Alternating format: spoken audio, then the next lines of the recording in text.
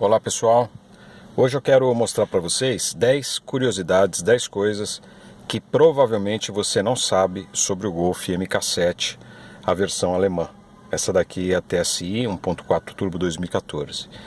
Provavelmente a maioria delas não vai te servir para nada, mas a título de curiosidade talvez você se interesse. A primeira delas é com relação à chave, né? Esse carro ele é por sensor de presença, então você com a chave no bolso, você dá a partida. A pergunta é, o que fazer se um dia você se ver sem a bateria, ou seja, se a bateria descarregar a bateria da chave, né? Então duas coisas. A primeira que eu queria te dizer é, quando a bateria começar a perder a validade, quando ela começar a ficar fraca, o carro vai avisar lá no painel, lá no computador de bordo, ele vai avisar que a bateria está ficando fraca para você trocar. Mas se por algum motivo, uma situação de emergência, você perceber que a bateria foi embora e não funciona, é muito simples. É só você encostar a chave com a bateria fraca, ou mesmo sem bateria, você pode arrancar a bateria daqui. Você encosta a chave aqui na coluna da direção, onde teria o local para colocar a chave, se tivesse o bocal, e dá a partida normalmente. O carro vai funcionar. Né? E aliás, queria dar mais uma dica, você já deve ter passado por isso assim como eu.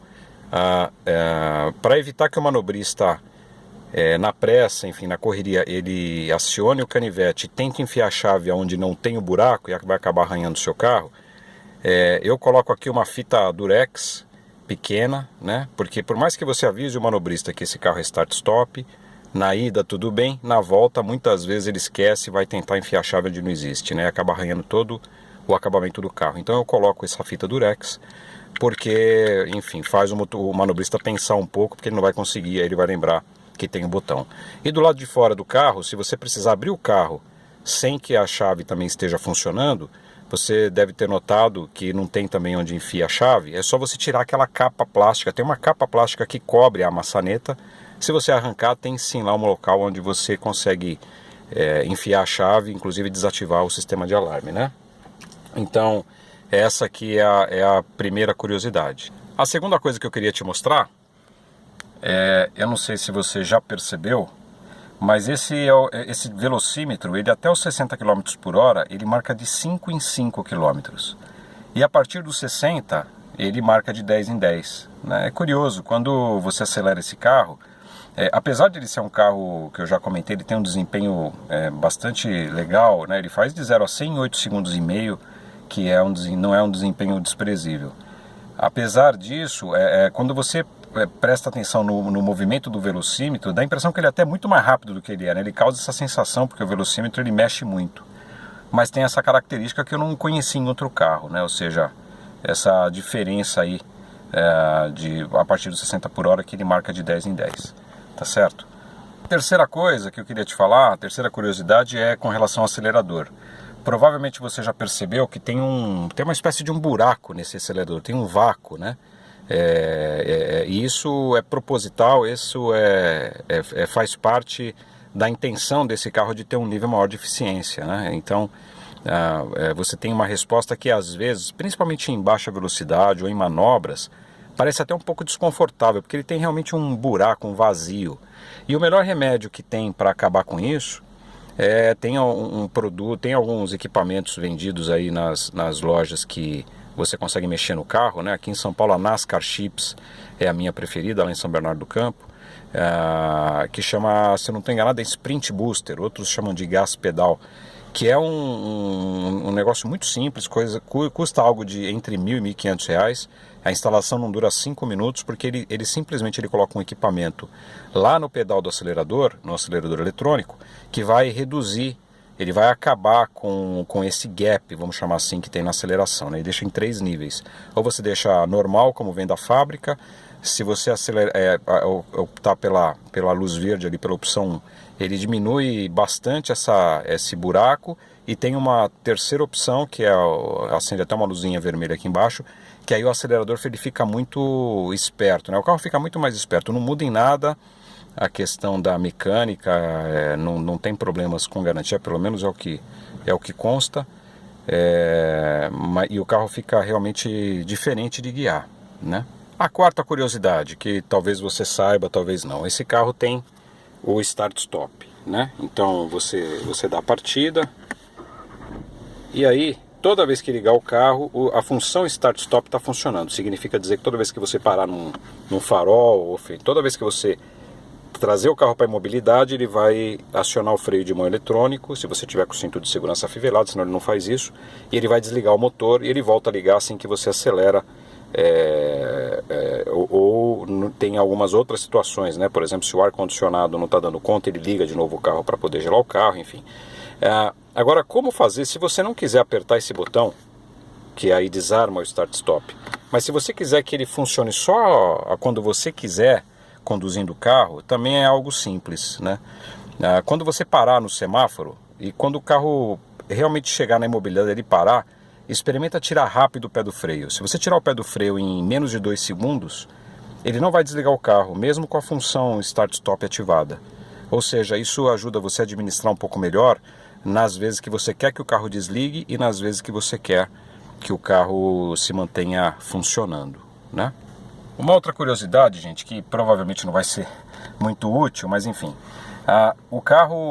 esse carro na imobilidade, na alavanca no P ou no ponto morto, ele tem um limitador de giro que ele não deixa você passar de 3.900 RPM, não deixa, é um sistema de proteção, né? Diferente de quando o carro está em movimento, quando ele está andando, o corte é lá em 6.100 giros mais ou menos, mas ele parado, 3.900. Como fazer para acelerar mais, se for o caso, para qualquer coisa que se precise, testar escapamento, ou sei lá. É muito simples, é só você movimentar um pouco o carro, de modo que ele atinja uma velocidade de 5, 6 km por hora. Você pode jogar na banguela e aí ele vai liberar o giro todo para você. A sexta curiosidade, talvez você já tenha percebido, né, se você já guiou esse carro. O Golf MK7 com o câmbio de 7 velocidades DSG, ele tem um barulho. Ele é um carro que, se você andar com esse carro numa rua de paralelepípedo com os vidros abertos e a rua estiver de certa forma silenciosa, você vai perceber que ele emite um ruído mesmo. Parece que tem barulho de suspensão, aquele barulho de chacoalho de moeda, né? Vamos comparar assim. E isso não é defeito, o carro sai zero assim, e isso acontece porque o câmbio desse carro, ele é seco, ou seja, esse câmbio ele não leva óleo. Então o projeto já é desenhado dessa forma. Então é um câmbio que não tem óleo para fazer a refrigeração. O câmbio é de dupla embreagem, funciona perfeitamente. Aliás, é um câmbio muito gostoso de guiar, mas ele tem esse barulho típico, né? Às vezes as pessoas podem se enganar achando que tem algum defeito, que tem algo quebrado, mas não, é um barulho típico desse câmbio DSG. Hoje, só para lembrar, tem algumas versões aí do Golf 1.4 Turbo que estão saindo com o câmbio automático de 6 velocidades, o câmbio tradicional. Esse câmbio obviamente não faz barulho, mas o desempenho não tem comparação, né? Um câmbio automatizado tem prós e contras, e a maior vantagem desse câmbio é o desempenho muito superior ao do câmbio automático convencional. Já, por exemplo, outras versões do Golf, o Golf GTI, ele tem também um câmbio DSG, também de dupla embreagem, de 6 marchas, mas ele já é um câmbio banhado a óleo, né? Então, ou seja, o câmbio do GTI não faz o barulho que faz esse câmbio. Agora, mesmo tendo essa característica, eu diria que não tem incômodo nenhum para o motorista, para os passageiros. É um barulho que você não percebe de dentro do carro.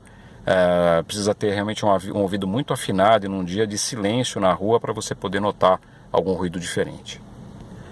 A sétima curiosidade, vamos lá. Esse carro, as versões alemãs, elas carregam 2 sistemas de segurança. Um deles, quando você está guiando, né, ou na pista, ou enfim, aonde você estiver. Se você estiver fazendo uma curva muito forte e começar a perder o carro, se o sistema de segurança do carro perceber que você está perdendo a mão, ele automaticamente pressiona os cintos de segurança, ele te prende mais no banco, todos os passageiros, fecha os vidros e fecha o teto solar. Isso ele faz sozinho.